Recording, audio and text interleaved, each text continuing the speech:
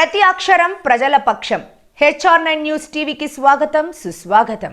శ్రీ సత్యసాయి జిల్లా సేవా మందిర్ బిందు నగర్లో నూతనంగా ఏర్పాటు చేస్తున్న గుడి ప్రాంగణంలో చెట్లు నాటే కార్యక్రమం ఘనంగా నిర్వహించారు. ఈ కార్యక్రమంలో పర్యావరణవేత్త భాస్కర్ రెడ్డి, మాజీ ఎంపీపీ సత్యనారాయణ, జనసేన నిమ్మకాయల రాము, ఆంజనేయ స్వామి పూజారి వాసుస్వామి, అంకాల పరమేశ్వరి పూజారి Venuswami, press Girish, Telugu professional wing parliament అధ్యక్షులు Shivraj, Telugu professional wing Penukonda assembly అధ్యక్షుడు కార్తిక్, లీలా ప్రసన్న, భగత్ సింగ్ సేవా సమితి స్టూడెంట్ ఫెడరేషన్ అధ్యక్షులు దుర్గా ప్రసాద్, కార్యదర్శి సజ్జరాయుడు, గిరిరంగ, గౌరవ అధ్యక్షులు హర్షవర్ధన్, భగత్ సింగ్ సేవా సమితి సభ్యులు, బిందు నగర్ వాసులు, యువకులు తదితరులు పాల్గొన్నారు.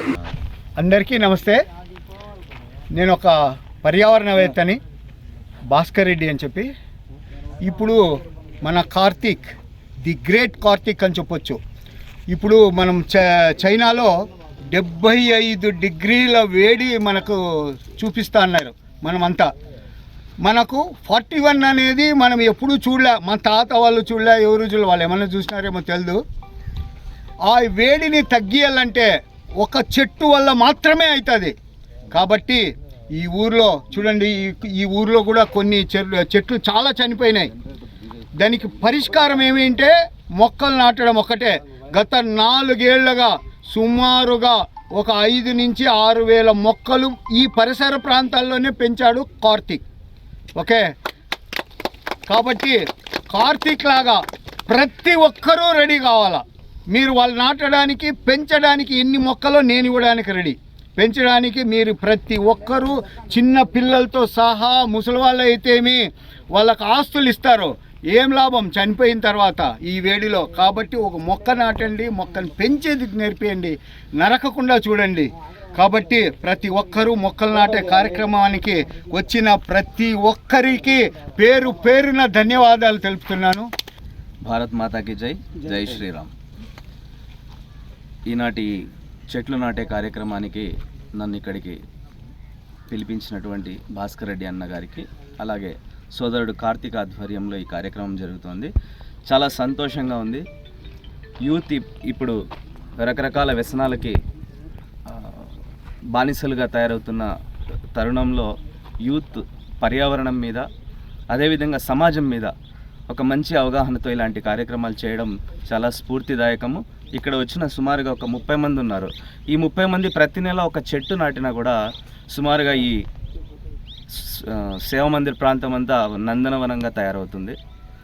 మా పవన్ కళ్యాణ్ గారు, జనసేన అధినేత, ఆయన మా పార్టీ యొక్క విధి విధానాల్లోనే పర్యావరణ పరిరక్షణ మీద ప్రత్యేకమైన శ్రద్ధ తీసుకుని పవన్ కళ్యాణ్ గారు ఈరోజు దేశంలో, రాష్ట్రంలో అందరూ తననే గమనిస్తున్నారు. ఆయన యొక్క విధానాల గురించి కావచ్చు, ఆయన ఈ సమాజం పట్ల అవలంబిస్తున్నటువంటి విధానాల గురించి గారు ప్రతి ఒక్కరు యూత్, ముఖ్యంగా యూత్ చాలా ఇన్స్పిరేషన్గా ఉన్నారు పవన్ కళ్యాణ్ గారి పట్ల.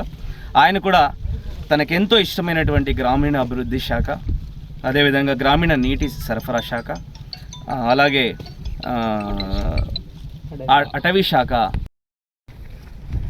ఈ కార్యక్రమానికి, చెట్లు నాటే కార్యక్రమానికి మమ్మల్ని అందరినీ ఆహ్వానించడం వల్ల చాలా సంతోషంగా ఉంది.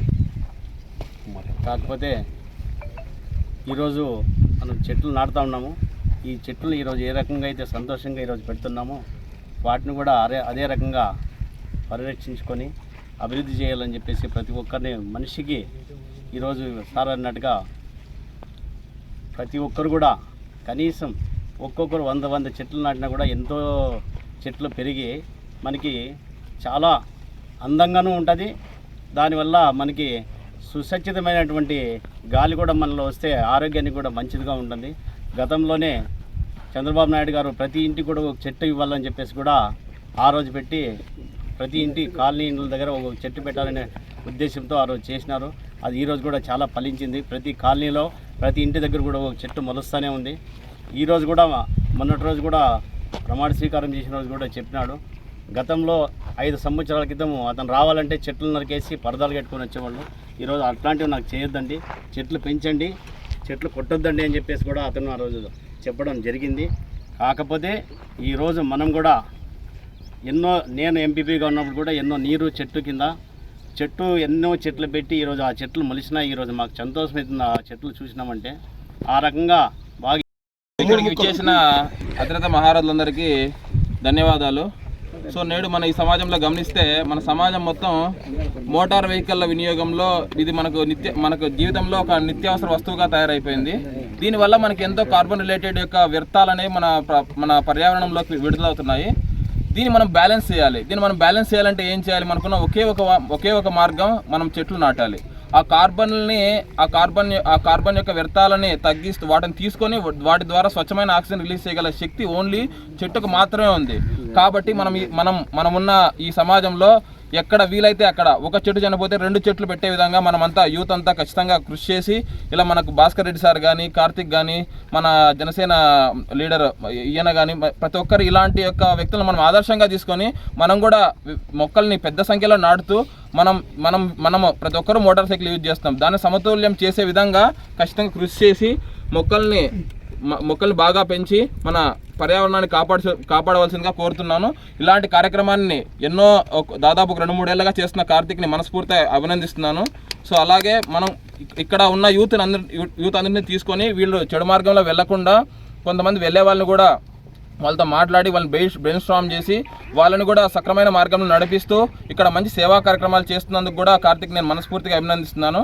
ఈ అవకాశాన్ని ఇచ్చినందుకు ధన్యవాదాలు. Thank you.